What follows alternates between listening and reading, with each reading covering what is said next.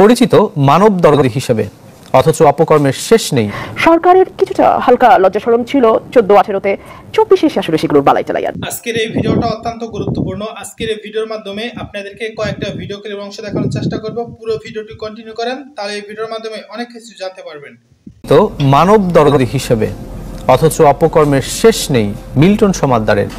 শিশু ও বৃদ্ধাশ্রমে আশ্রিতদের অঙ্গ প্রত্যঙ্গ চুরি, ডেথ সার্টিফিকেট ইস্যু, মানুষ নির্যাতন, এমনকি জমি দখলের মতো গুরুতর সব অভিযোগ উঠেছে তার বিরুদ্ধে। পুলিশ বলছে যে কেউ সরাসরি অভিযোগ না করলেও ছায়া তদন্ত করে দেখবে তারা। বরিশাল প্রতিনিধি সহায়তায় শামিয়া সুলতানার রিপোর্ট, আর ক্যামেরায় ছিলেন মোহাম্মদ সবুজ। 1, 2, 3 ঢাকায় জমি জিতে নিন 100% ক্যাশব্যাক সহ 20 কোটি টাকার পুরস্কার। মানবতার ফেরিওয়ালা মিল্টন সমাদদারের বিরুদ্ধে এমন নির্যাতন থেকে শুরু করে এর চেয়েও গুরুতর অভিযোগ নতুন নয়। তার আশ্রমে যেসব ভবঘুরে পরিত্যক্ত অসহায় মানুষ থাকতেন, তারা মারা গেল না কই হারিয়ে গেল সেসব জানানো হয় না জিম্মাদার বা অভিভাবককে। এই যেমন এই রশিদ দিয়ে যে বৃদ্ধাকে রাখা হয়েছিল তার কোনো খোঁজ নেই। 1.5 মাস পরে আমি আবার যাই, যে মহিলার একটু খোঁজ খবর নিয়ে আসি। যাওয়ার পরে ও আমার খুব খারাপ ব্যবহার করলো, রাব ব্যবহার করলো। মহিলারও আমি খুঁজে পাইলাম না, আর মহিলার দেখাও না, রাব ব্যবহার করে আমার বাইর করে দিল। এই আশ্রমে যারা মারা গিয়েছেন তাদের অনেকের শরীরেই কাটা ছেঁড়ার দাগ থাকায় পাশের বাইতুস সালাম মসজিদ মুর্দার গোসল করাতেও অস্বীকৃতি জানায়। প্রত্যেক লাশিরই কাটা ছেঁড়া থাকে, রক্ত থাকে শরীরে বিভিন্ন অংশে, পেটের কাছে কাটা ছেঁড়া।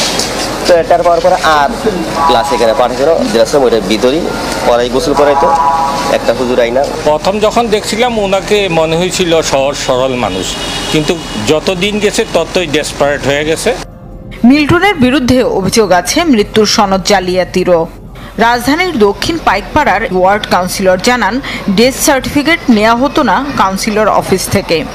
কোনো লোক আপনি ভদ্রভাবেও যায়, তাকে দেখা যায় যে মারপিট করে, তার ভিতরে একটা শ্রেণী গড়ে তুলছে, ভিতরে রুমের ভিতরে আটকে তাদেরকে মারধর করছে। এটা প্রতিনিয়তই আমার কাছে এই ধরনের রিপোর্ট আসতেছে। যে পরিমাণ তার এখানে মৃত্যুবরণ করে, সে তো একটা ডেথ সার্টিফিকেট নিতে হয়। আমরা শুনছি যে সে নিজেই সিল মারা তারপরে দিয়ে দিত, ডেথ সার্টিফিকেট বানায় নিত।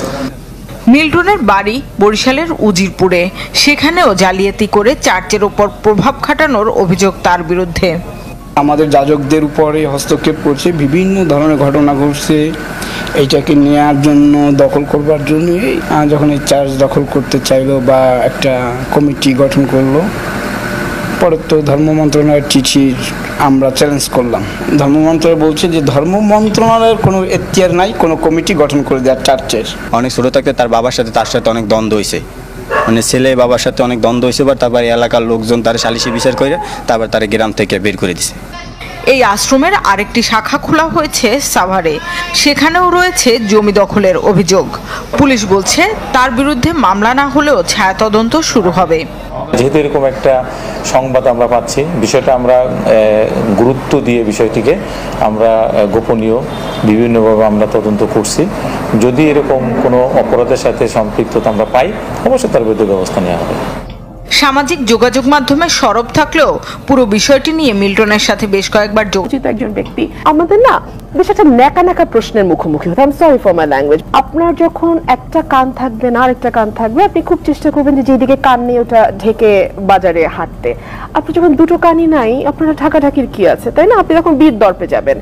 সরকারের কিছুটা হালকা লজ্জাশরম ছিল 14-18-তে, 24-এ আসলে সেগুলোর বালাই চালাই আর নাই।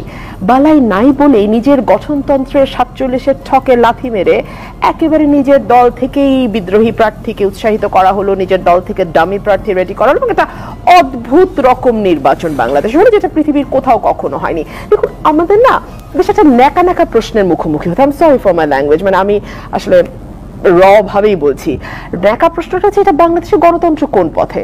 এত ন্যাকা প্রশ্ন আমার মনে হয় আমি জীবনে শুনি নাই। ভাই, আপনি আমরা প্রশ্ন করেন বাংলাদেশের স্বৈরতন্ত্র কোন পথে, আমি আপনাদের সেটার একটা ব্যাখ্যা দিতে পারি। ফর এক্সাম্পল, কিম জং উনের দেশের যে স্বৈরতন্ত্র উত্তর কোরিয়া সেখানে এক ধরনের, ঠিক আছে, সেটার সঙ্গে আবার আপনি আরেকটা স্বৈরতান্ত্রিক দেশের রাশিয়ার মিল পাবেন না, আবার রাশিয়ার সঙ্গে আপনি চায়নার মিল পাবেন না, কিন্তু তারা প্রত্যেকটা দেশই কিন্তু যার যার মতো করে স্বৈরতান্ত্রিক। এখন কোন পথে বাংলাদেশ হাঁটতেছে তাদের তিনজনের কোন দিকে, অথবা বাংলাদেশ তার নিজস্ব স্বতন্ত্র পথ একটা তৈরি করছে কিনা, বাংলাদেশের যেই সরকার বা বাংলাদেশের যেই বিভৎস রকম মানে ফ্যাসিস্ট এবং স্বৈরতান্ত্রিক একটা সরকার যেটা দীর্ঘ সময় জনগণ থেকে বিচ্ছিন্ন হয়ে ক্ষমতা এবং ক্ষমতার মধ্যে ঘুরপাক খাচ্ছে, তারা তাদের মতো একটা স্বৈরতন্ত্রের পথ তৈরি করেছে। সুতরাং এইরকম একটা সরকার বিদেশি রিপোর্টে খুব লজ্জা পেয়ে একেবারে মুখ চোখ ঢেকে ফেলবে, না না, এটা হওয়ার কোনো কারণ নেই এবং এটা হয়ও নাই। তবে আমি এই রিপোর্টের দুটো রিপোর্টই আমি দেখেছি, তিনটা রিপোর্ট অ্যাকচুয়ালি, ঠিক এক্স্যাক্টলি যেটা বলছিলেন, এনডিআই, আইআরআই এবং ইউরোপিয়ান ইউনিয়ন। আমার কাছে এনডিআই এবং আইআরআই রিপোর্টটাকে অনেক সফট টোন্ড মনে হয়েছে। তারা বলেছে নির্বাচন গুণগত মান ক্ষুণ্ণ হয়েছে, তারা বলেছে নির্বাচনে নিজের দলের ভেতর সহিংসতা হয়েছে, তারা স্বীকার করেছে প্রধান বিরোধী দল নির্বাচনে অংশ না নেওয়াতে নির্বাচনের মানের অনেকখানি অবনতি হয়েছে, কিন্তু এটা যে আসলে কোনো নির্বাচনই হয় নাই এটা আমি তাদের রিপোর্টে পাই নাই। কিন্তু আমি যদি একটু ইউরোপিয়ান ইউনিয়নের রিপোর্টটা আপনি যদি আমাকে অ্যালাউ করেন আমি একটু বলি, আপনি দেখেন যে কিছুদিন আগে দ্বাদশ জাতীয় নির্বাচন নিয়ে একটি প্রতিবেদন প্রকাশ করেছে ইউরোপিয়ান ইউনিয়ন, বিবিসি থেকে পড়ছি। এই প্রতিবেদনে বলা হয় বাংলাদেশে 7 জানুয়ারি সংসদ নির্বাচন আন্তর্জাতিক গণতান্ত্রিক মানদণ্ড পূরণে পুরোপুরি ব্যর্থ হয়েছে। ইউরোপিয়ান ইউনিয়নের মতে এই নির্বাচনকে বিশ্বাসযোগ্য করতে ব্যর্থ হয়েছে নির্বাচন কমিশন, নির্বাচন ইটসেলফ ব্যর্থ হয়েছে তার গুণগত মান রক্ষা করতে, এবং নির্বাচন কমিশন ব্যর্থ হয়েছে একটি মোটা দাগে বিশ্বাসযোগ্য নির্বাচন অনুষ্ঠান করতে। এতে বলা হয় ক্ষমতাসীন দল আওয়ামী লীগ নিজেদের প্রার্থী এবং তাদের দলের স্বতন্ত্র প্রার্থীদের মধ্যে প্রতিযোগিতার কারণে ভোটারদের সত্যিকার অর্থেই পছন্দের প্রার্থী বেছে নেবার কোনোই সুযোগ ছিল না। এছাড়া ভোটের দিন বিভিন্ন জায়গায় ব্যালট বাক্স ভোটে, যে কথাটি আমার ভাই বলছিলেন, জালিয়াতির চেষ্টা হয়েছে বলেও প্রতিবেদনে উল্লেখ করা হয়। ইউরোপিয়ান ইউনিয়নের প্রতিবেদনটা আমার কাছে আরো অনেক বেশি শক্ত মনে হয়েছে এবং সরকারের যে প্রতিক্রিয়া সেটাও আমার কাছে খুব এক্সপেক্টেড মনে হচ্ছে, কারণ সরকার খুব ভালোভাবে জানে কি ধরনের নির্বাচন হয়েছে। এবং আপনি যেটা বলছিলেন যে বিভিন্ন দেশের রাষ্ট্রদূত সরকারকে গ্রিট করেছে, আমরাও দেখেছি গ্রিট করেছে। আল্লাহ রাব্বুল আলামিন পবিত্র কোরআন কারীমের মধ্যে বলেন লা ইন শাকারতুম লাযিদান্নাকুম ওয়া লা ইন কাফারতুম ইন্না আযাবি লাশাদীদ। আল্লাহ তাআলা বলেন, হে দুনিয়ার মানুষগুলো, হে ইমানদার মানুষ, হে মুমিন মুমিনা, তোমরা যদি আমার নিয়ামতের শুকরিয়া আদায় করো তাহলে আমি আল্লাহ রাব্বুল আলামিন তোমার নিয়ামতকে বাড়িয়ে দেব। সুবহানাল্লাহ। ওয়া লা ইন কাফারতুম, আমরা আল্লাহ রাব্বুল আলামিনকে যদি বলি যে আল্লাহ যদি নিয়ামতের শুকরিয়া আদায় না করি তাহলে কি করবা, আল্লাহ তাআলা সেই কথা বলেন ওয়া লা ইন কাফারতুম ইন্না আযাবি লাশাদীদ। তোমরা মনে করো না যে আমার শুকরিয়া আদায় করব না, তোমাদেরকে এমনি ছেড়ে দেব, তোমাদেরকে এই যে দুনিয়াতে বানাইলাম পাঠাইলাম এমনি না, একটা কারণে বানাইছি। কি কারণে বানিয়েছি আল্লাহ তাআলা সেটাও বলেন, আমি তোমাদেরকে জিন এবং ইনসান মা খলাকতুল জিন্না ওয়াল ইনসা ইল্লা লিয়াবুদুন, যে মানুষ এবং জিন জাতি দুটো জাতিকে সৃষ্টি করেছি একমাত্র আমি আল্লাহ রাব্বুল আলামিনের গোলামি করার জন্য। সুবহানাল্লাহ। তাহলে আল্লাহ রাব্বুল আলামিন আপনাকে আমাকে অযথা বানান নাই। এই যে আপনি একটা গরু পালেন, গাভী পালেন, অযথা পালেন না, এটা কাজে পালেন। কি কাজে? এটা থেকে দুধ দিবে, এটা বাচ্চা দিবে, এরপর বড় হবে, বিক্রি করবো, তারপর জবাই করে একটা একটা করবোই, মানে কোনো অকাজে ফেলবো না। এমনকি গোবর গরুতে বাথরুম করে সেগুলো পর্যন্ত অকাজে নয়, এবং সেগুলোকে আমরা উঠতে পারে তারপর ভাত রান্না করে খাই, ঠিক না? আল্লাহ রাব্বুল আলামিন আপনাকে আমাকে এত মায়া করে এই 18,000 মাখলুক কম বেশি হতে পারে, এই 18,000 মাখলুকাতের মধ্যে আপনাকে আমাকে ইনসানকে এত শ্রেষ্ঠ এমনি বানিয়ে দিলেন, আর এমনি বানিয়ে এমনি ছেড়ে দিলেন না। আল্লাহ তাআলা বলেন আমার নিয়ামতের শুকরিয়া আদায় করো, আমার নিয়ামতের শুকরিয়া আদায় করো, নিয়ামতকে বাড়িয়ে দেব। ওয়া লা ইন কাফারতুম ইন্না আযাবি লাশাদীদ, আর যদি নিয়ামত পেয়ে নিয়ামতের শুকরিয়া আদায় না করো, ইন্না আযাবি লাশাদীদ, আমার কঠিন আযাব আছে, সেই আযাবের মধ্যে তোমাদেরকে গ্রেফতার করব। সম্মানিত হাজিরিন, শুকরিয়া আদায় কিভাবে করব? আলহামদুলিল্লাহ সুবহানাল্লাহ এই পর্যন্তই না। আল্লাহ তাআলা বলেন এই যে দেখেন আমরা নামাজ পড়তে আসি, কার ভয়ে নামাজ পড়তে আসি? আল্লাহর ভয়ে নামাজ পড়তে আসি। এটাই আল্লাহ তাআলার শুকরিয়া আদায় করা। জিকির আদায় করেন, এটাও শুকরিয়া আদায় করা। এরপরে কোরআন তেলাওয়াত করেন, এটাও শুকরিয়া আদায় করা। দান সদকা, এটাও শুকরিয়া আদায়ের মধ্যে। এই যে দেখেন মানুষকে আমরা আল্লাহ এত সুন্দর করে সৃষ্টি করেছেন, কি জন্য সৃষ্টি করলেন? আল্লাহ তাআলা বলেন যে 24 ঘন্টা কাজ করে, এরকম আল্লাহ তাআলা কোন আয়াতের মধ্যে বলেছে? কি বলতে পারবে? কোন বলতে পারবে না। বরং আল্লাহ তাআলা বলেছেন তোমরা আমার হুকুম মানো, হুকুম মানার পরে তোমরা জমিনে ছড়িয়ে ছিটে পড়ো, তাহলে কি হবে? ছড়িয়ে ছিটে পড়ে আল্লাহ রাব্বুল আলামিন তোমার সামান্য কাজের মধ্যেও আল্লাহ রাব্বুল আলামিন বরকত দিয়ে দিবেন। সুবহানাল্লাহ। এই সম্মানিত হাজির, আমাদের প্রতিটা মুমিনের কাজ হতে হবে না, কাজ প্রতিটা কাজ হতে হবে নবীর সুন্নাহ মোতাবেক অনুযায়ী। প্রতিটা কাজ মুমিন এমন কোন কাজ করতে পারে না যে কাজে মুমিনের ক্ষতি হয়, মুমিনের এমন কোন কাজ করতে পারে না যে কাজে মুমিনের গুনাহ হয়, এমন কোন কাজ মুমিন করতে পারে না। একটা মুমিনের চিন্তা দুইটা, একটা হচ্ছে দুনিয়াতে হচ্ছে আখিরাতের বাজার, যেরকম আল্লাহ সাল্লাল্লাহু আলাইহি ওয়াসাল্লাম বলেছেন আর দুনিয়া ও বাজারুল আখিরাহ, দুনিয়াটা হচ্ছে একটা আখিরাতের বাজার। আল্লাহ তাআলা আমাদেরকে কেন দুনিয়াতে পাঠিয়েছেন? কেন পাঠালেন? আল্লাহ তাআলা বলেন যে এই যে দুনিয়াতে পাঠাইছি তোমাদেরকে আখিরাতে বাজার করার জন্য, সদাবাদি করে করার জন্য। কি সদাবাদি করে করবে? এখানে আল্লাহ তাআলা পাঠিয়েছেন যে তোমরা সময় মতো যখন মসজিদে আযান হয় তখন সামনে সময় তোমরা কি করো? দুনিয়ার কাজ কর্মগুলোকে ফেলে দিয়ে তোমরা নামাজের জন্য ধাবিত হও। এই যে জুমার দিন আজকে আমরা আসি,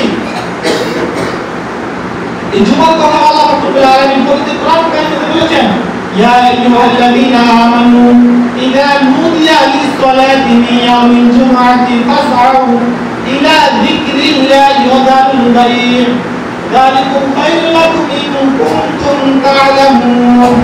আল্লাহ তাআলা বলেন কাদেরকে? আল্লাহ তাআলা ইমানদারদেরকে বলেন। আল্লাহ তাআলা মুসলমানদেরকে বলেন নাই। মুসলমানরা কিন্তু জান্নাতে যাবে না, জান্নাতে যাবে ইমানদার ব্যক্তি।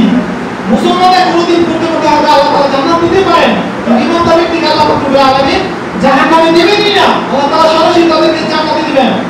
আল্লাহ তাআলা সেই ইমানদারদেরকে ডেকে বলতেছেন, ইয়া আইয়ুহাল্লাযীনা আমানু ইযা নুদিয়া লিস-সালাতি মিন ইয়াউমিল জুমআ, হে ইমানদারগণ, যখন পবিত্র জুমা নামাজের জন্য আযান দেওয়া হবে মসজিদে, তখন কি করো? বেচাকেনাগুলোকে ফেলে দাও, ছেড়ে দাও। বেচাকেনাগুলো ছেড়ে দিয়ে কি করো? জুমা নামাজের জন্য ধাবিত হয়ে যাও। সুবহানাল্লাহ। এখানে আল্লাহ তাআলা করতে বলেছেন এই কুনতুম তা'লামুন, যদি তোমরা বোঝো, যদি তোমরা এই যে আমি আল্লাহ তাআলাকে ডাক দিলাম, এত কথা বললাম, এগুলো যদি তোমরা বোঝো তাহলে তোমরা কামিয়াব, তোমরা জ্ঞানী। তাহলে সুতরাং এর দ্বারা বোঝা গেল যে আল্লাহ তাআলা আমাদেরকে যখন ডাক দিয়েছেন জুমার দিন, যখন মসজিদ থেকে মুয়াজ্জিন ডাক দিয়েছে, হাইয়া আলাস সালাহ, আসো নামাজ পড়তে আসো, তখন আমরা আল্লাহ তাআলা ডাকে নামাজ পড়তে চলে আসি। আমাদের কথা আল্লাহ তাআলা বলেছেন ইন কুনতুম তা'লামুন, যদি তোমরা বোঝো তাহলে তোমরা কামিয়াব, তোমরা জ্ঞানী। সুতরাং আমরা সকলে যারা নামাজ পড়তে আছি সকলে আমরা জ্ঞানী। তো সবাই হাজিরিন, এই নামাজ শুধু জুমার দাম নয়, এই জুমার দিন শুধু নামাজ এরকম নয়, বরং আল্লাহ রাব্বুল আলামিন ওয়াসুত নামাজ আপনার আমার উপর, সকলের উপর, আকল মান হতে শুরু করে বাড়া সকলের উপর নামাজকে আল্লাহ রাব্বুল আলামিন ফরজ করে দিয়েছেন।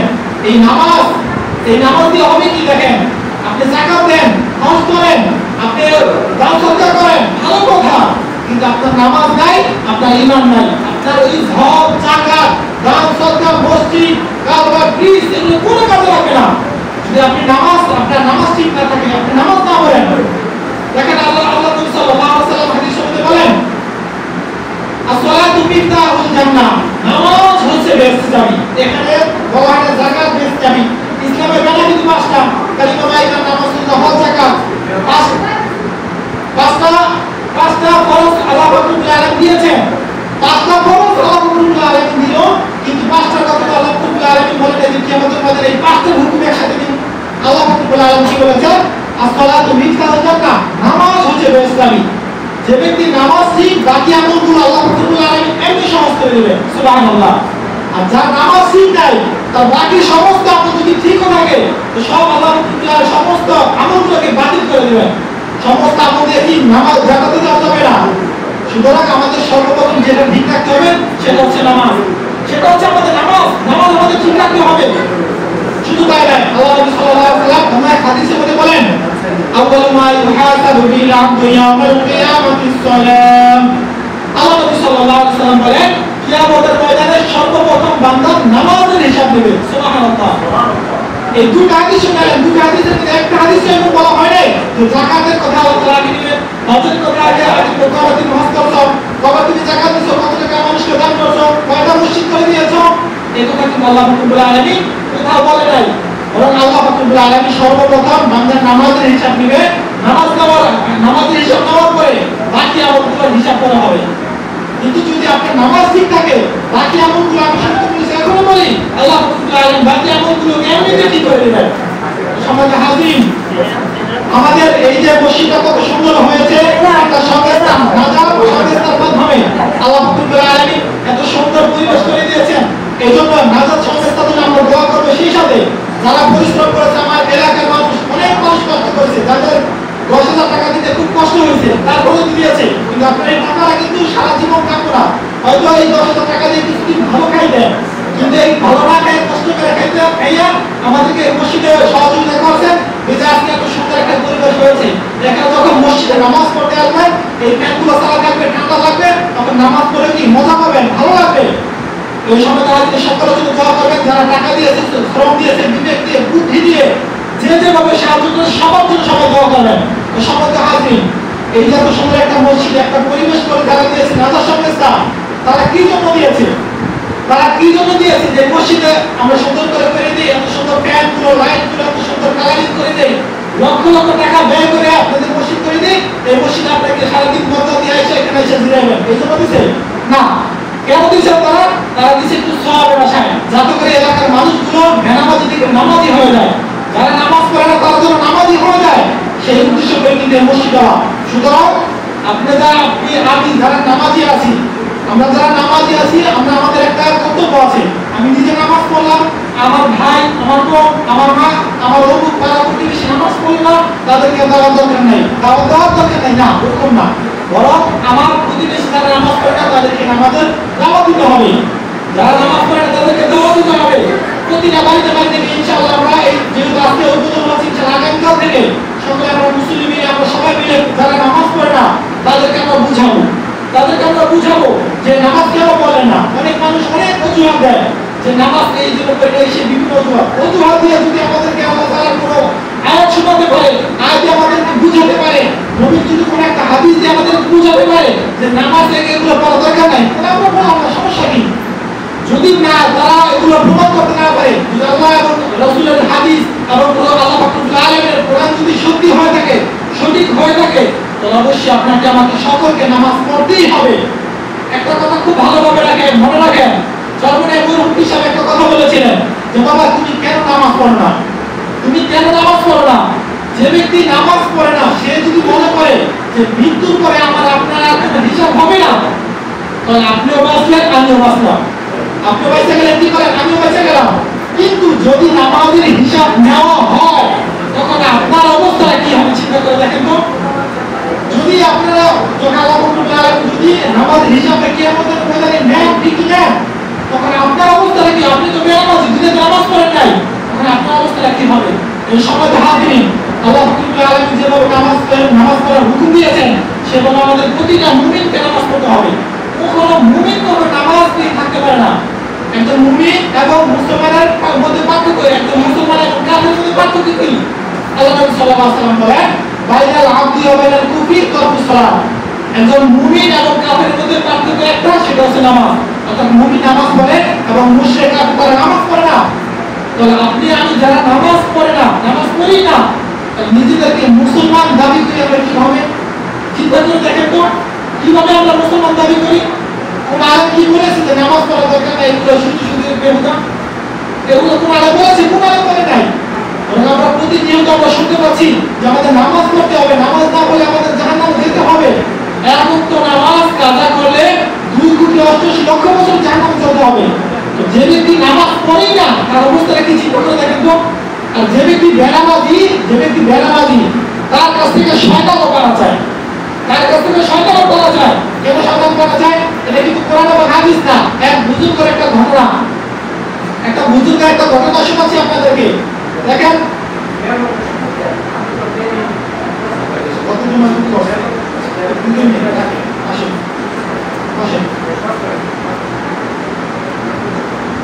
শোনেন, দেখেন ঘটনা হয়েছে, একটা বুজুর্গের একটা ঘটনা হয়েছে যে একবার শয়তান একটা বুজুর্গের কাছে গেছে, মানে নেক্সট শুরুতে কি ধোঁকা দিবে।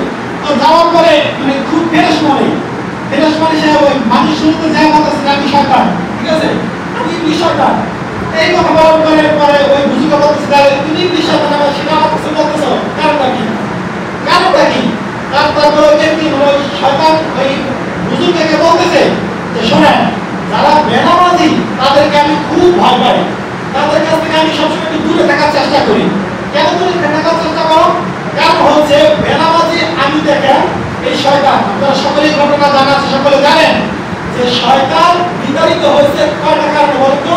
একটা কারণে, সেটা কি? একটা সেজদা দেওয়া না দেওয়ার কারণে। আল্লাহ রাব্বুল আলামিন আদম আলাইহিস সালামকে সেজদা দিতে বলেছিলেন, এই সেজদা শয়তান কি বলেছে? না, আমি সেজদা দিতে পারবো না, কারণ আদম হচ্ছে মাটি তৈরি আর আমি হচ্ছে নূরের আগুনের তৈরি। আমার হচ্ছে আমি নূরে থাকি আর মাটির কি নিচে থাকে, আমি কেন এই আদমকে সেজদা করবো? এই একটা হুকুম অমান্য করতে বিধায়ী সে কি আছে চির বলে জাহান্নামে হয়ে গেছে। তার নাম কত নাম হয়েছে, ইবলিস, শয়তান, মরদুদ, এইটা সেটা বিভিন্ন নামে তাকে হয়ে গিয়েছে। তো এই যে শয়তান কেন বেনামাজিদের থেকে পানা চায়? কারণ হচ্ছে বেনামাজি শয়তান বলে যে আমি যদি একটা সেজদা দেওয়ার কারণে সারা জিন্দেগি চিরস্থায়ী জাহান্নাম হয়ে যেতে পারি, তাহলে একটা মুসলমান সে বেনামাজি এমন কেমন বেনামাজি একটা দৈনিক 17টা সেজদা হয়, 17টা নামাজ হয়, ধরো 17টা নামাজ হয়, সেই 17টা নামাজে কতগুলো সেজদা হয়? এতগুলো সেজদা দৈনিক কি সে দিচ্ছে না? আল্লাহর হুকুমগুলো অমান্য করছে। তাহলে তাকে আল্লাহ রাব্বুল আলামিন কোথায় কোন জাহান্নামে আল্লাহ রাব্বুল আলামিন দিবে? তাকে যে এত পরিমাণ আল্লাহ রাব্বুল আলামিন এত পরিমাণ শাস্তি দিবে, সেই শাস্তির এত যে শাস্তি হবে, এত মানে আগুনের তাপ হবে, সেই কারণে কি আমি আরো চলি, আমার আরো কষ্ট হয়, সেজন্য আমি কি করি? বেনামাজি থেকে দৈনিক আমি তাদের কাছ থেকে পানা চাই। এই সময় তো হাজিরিন, বেনামাজিদেরকে শয়তানও ভালোবাসে না, বেনামাজিদেরকে শয়তানও ভালোবাসে না। এই সময় তো হাজিরিন, আপনাদের অনুরোধ করে বলবো, আমাদের মেহমান আছে কিছু কথা বলবে, আমাদের আরো সময় লোক আছে, মামা আসছে, সকলে কথা বলবে, সকলকে সময় দেওয়া উচিত। যাই হোক, কথা বলতেছিলাম যে আমাদের এত সুন্দর মসজিদে একটা পরিবেশ করে দিয়েছে, সকলে টাকা দিয়ে, পয়সা দিয়ে, শ্রম দিয়ে সকলে দিচ্ছে। যারা আমাদের সমাজে অনেক মানুষ নামাজ পড়ে না, কিন্তু তারপরে তারা কি 5,000, 10,000, 2,000 টাকা করে দিচ্ছে। তাদের সকলকে অনুরোধ করে বলবো যে বেনামাজি হইয়া কি উদ্দেশ্যে নামাজ পড়ে না সেটা আমি জানি না, তবে আপনাদেরকে অনুরোধ করে বলবো নামাজ পড়েন। যদি মনে করেন যে মৃত্যুর পরে কোনো হিসাব হবে না, তাহলে আপনিও বাঁচলেন, আমিও বাঁচলাম। কিন্তু যদি আসলে যদি আল্লাহ রাব্বুল আলামিন নামাজের হিসাব